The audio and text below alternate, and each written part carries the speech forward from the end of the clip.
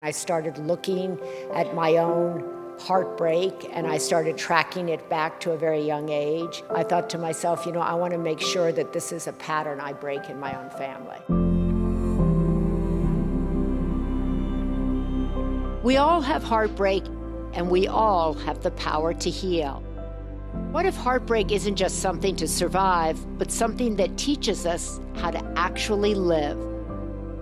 In writing the poems in my book, I Am Maria, I set out to go within, to understand myself beyond the roles I've played and the losses I've carried.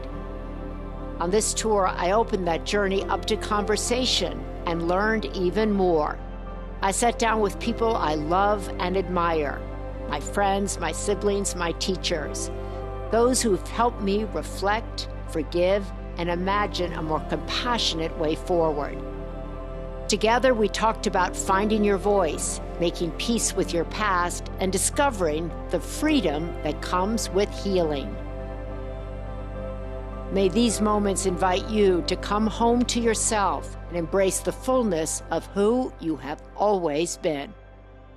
So just paint the picture of what life was like when you were little. Oh my God, don't make me do that. It's in the introduction, but I grew up obviously in a very big Irish Catholic competitive political family where nobody really spoke about anything other than how are we changing the world, and that started really early. You're 5 and my mother's like, what are we doing? Let's go, move it along, let's go. And so my mother was certainly my role model and she was a force of nature.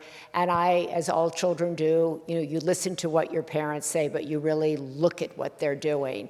And I watched her navigate her brothers being killed. I watched her and she just didn't skip a beat. She just kept on going, kept on doing. And so the message that I got as a child was, we keep going, we keep doing, we don't talk about things, we don't discuss feelings, and we just carry on. So that's the way I conducted my life, because I watched her, and it seemed to be that that's what was working. And it served you, for a long time, or did it? Well, I think it did, or I didn't know that it wasn't serving me, but it kept me moving forward, and I found myself not wanting to talk about my feelings because I was afraid of what might come up, although I tried to raise kids who talked about their feelings. So, I was a bit of a a paradox, but I really wanted to actually raise children who spoke openly about what they were feeling, what they were thinking. I wanted to raise children for,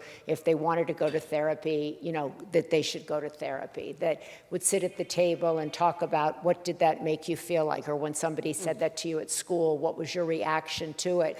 Because that never happened in my home, but I didn't really want anybody to talk to me about my feelings. Because I didn't know really what they were, actually. So who did teach you that part of mothering? Because you were mothered in another way. Right. You mothered your kids in a totally different way. How did you learn that part? I have no idea. I think I just, looked at other friends of mine. I looked at their mothers, and my mother, wore pants. She smoked cigars. She carried a big briefcase. She, went to the office, and I knew there was nobody else in the school like her. Nobody. Were you embarrassed of her? Well, I thought she was different, so I would say, please stay at the bottom of the hill and I'll walk down.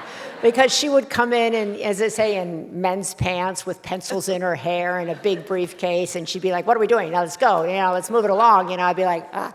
But so she, but she was a character and she was changing the world. So she was that. But I looked at other mothers who were cooking.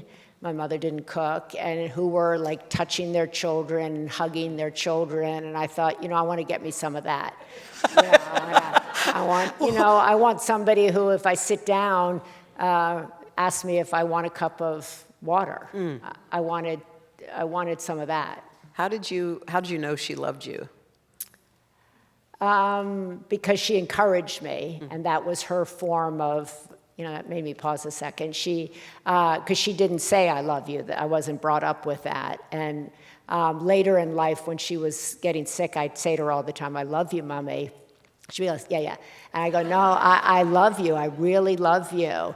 And about a year or two before she died, she'd say, "I love you too." And but she encouraged me. She was like, you can do more, you can do better, you can do things, you can do this, you can do that. So she wanted, I think, me to do things that she hadn't had the opportunity to do, and that was her form of love, and I accepted that. Can I pause for a second? Yeah. When she said, "I love you too," and you went, and she said, "I love you too," and anyway, that's how it went, and it was over. So what was that like? I just laughed because I just understood her, Yeah. and I have come to understand her much better in death than I did actually in life, and through my own exploration of my life and trying to understand how she was raised and what she dealt with and how she processed grief and how she processed loss. And I came to have much more empathy and compassion for her as a woman, how she was raised in a home where all the attention went to men,